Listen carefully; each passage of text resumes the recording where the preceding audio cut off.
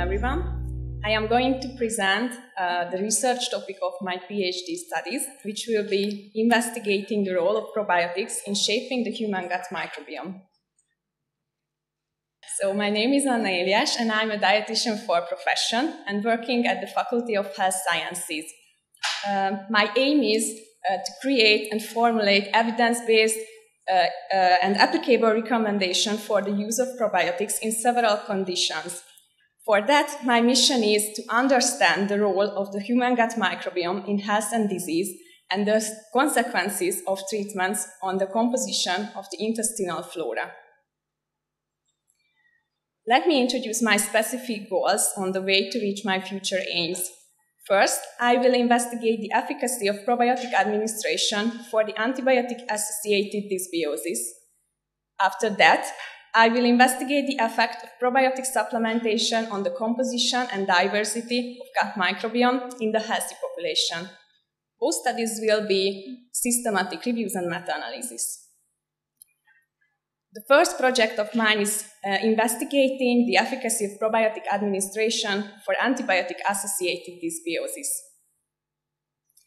Probiotic dietary supplements represent $1 billion market, which is still expected to be growing. According to statistics, it will reach $7 billion by 2025. Probiotics are prescribed in several conditions, but according to statistics, people who undergo antibiotic therapy are 9 times more likely to receive probiotics.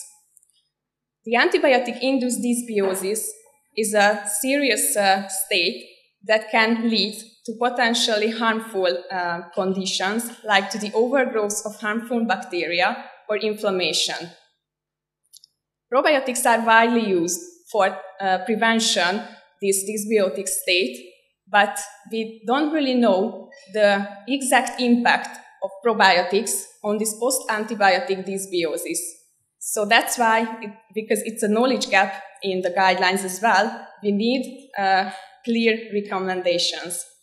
So my aim is to investigate the effect of probiotics for antibiotic-induced dysbiosis, summarizing the data of randomized controlled trials. The clinical question of the study is, does the simultaneous probiotic supplementation during antibiotic therapy impact the post-antibiotic composition and diversity of the gut microbiome? According to the PICO framework, investigated populations will be patients treated with antibiotics. The intervention will be the use of probiotics. The comparison will be the treatment with antibiotics, but without any probiotics. The investigated outcomes will be the gut microbial diversity and the composition. According to my hypothesis, probiotic administration will have a significant impact on the post-antibiotic composition and diversity of the gut microbiome.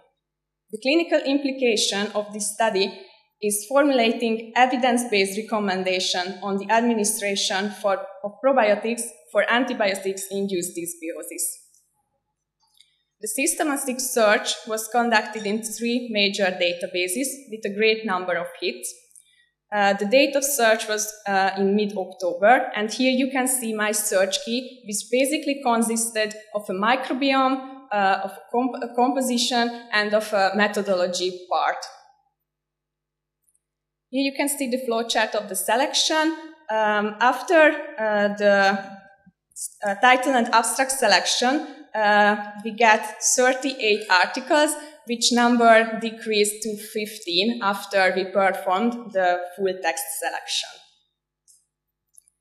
This was the state of my first project, and let me introduce my second topic, which is the investigation of the effect of probiotic supplementation on the composition and diversity of gut microbiome in the healthy population.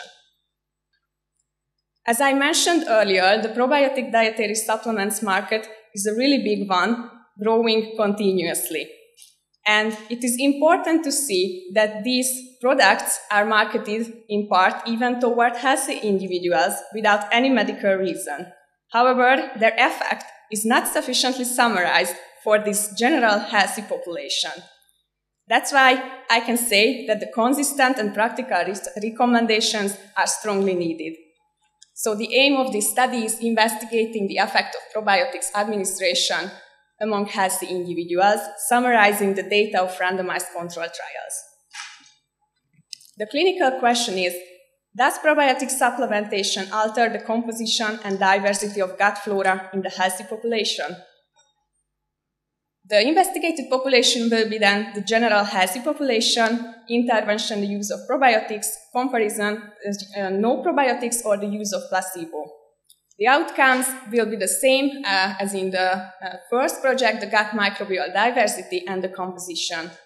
According to my hypothesis, probiotic supplementation does not lead to a greater microbial diversity and does not permanently alter the composition of gut flora in the general population. The clinical implication of this study is, again, formulating evidence-based recommendation on the administration of probiotics in the general population.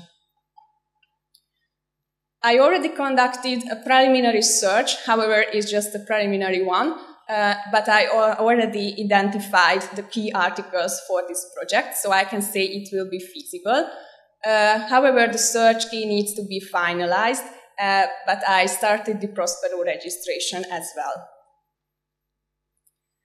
So for the first project, the planned submission date is in May 2022, and for the second project is in July 2022 as well.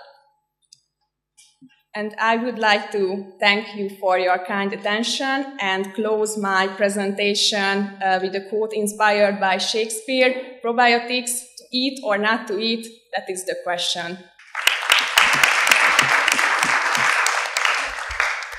Actually, I want to ask regarding your second PICO.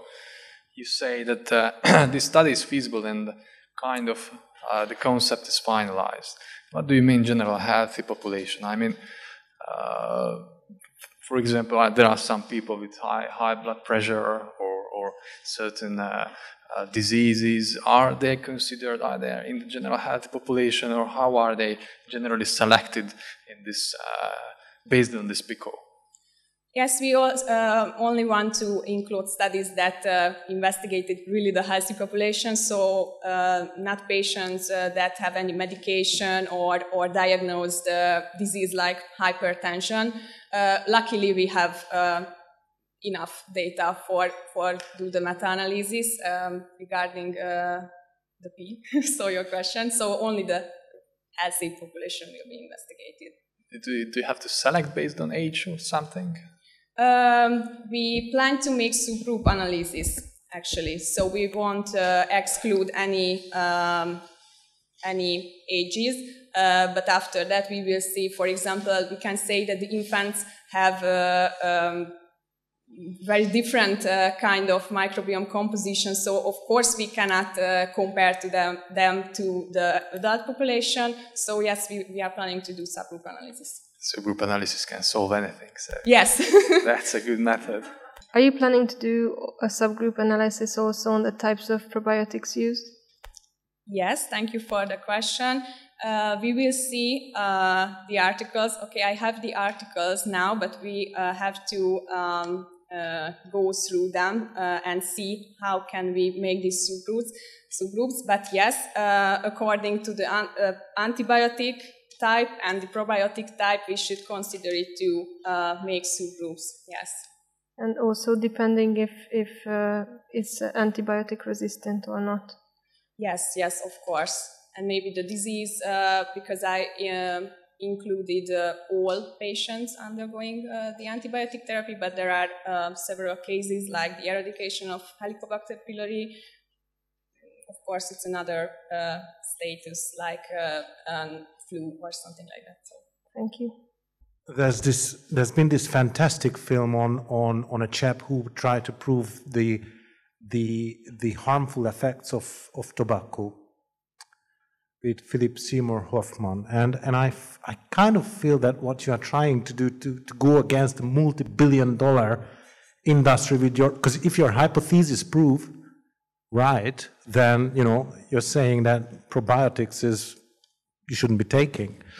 So I congratulate to your courage as well. And on that point, I'd like to continue to look very carefully for the sponsorship bias in the studies you are including in your systematic review or meta-analysis, whatever it will be in the end. And, you know, if a company sponsors a trial producing probiotics, I would caution you to take the results at face value. Have you had any experience so far looking at your individual studies? What is the proportion of sponsorship bias in the studies? How many of those studies are investigator initiated? How many are of your studies sponsored, paid for by the actual people producing probiotics? Yes, thank you for mentioning this point of view. I think it's really important that you just said. Yes, there are articles I included which was performed or funded by big firms, but I can say it's less than the half of the studies, so maybe it will be not such big bias, but we will see, of course. Do you have any idea regarding the duration of the probiotic treatment based on the literature that you have seen so far? So, like, how long did they use the probiotic intervention? Exactly. Yes, in most of the studies, it looked like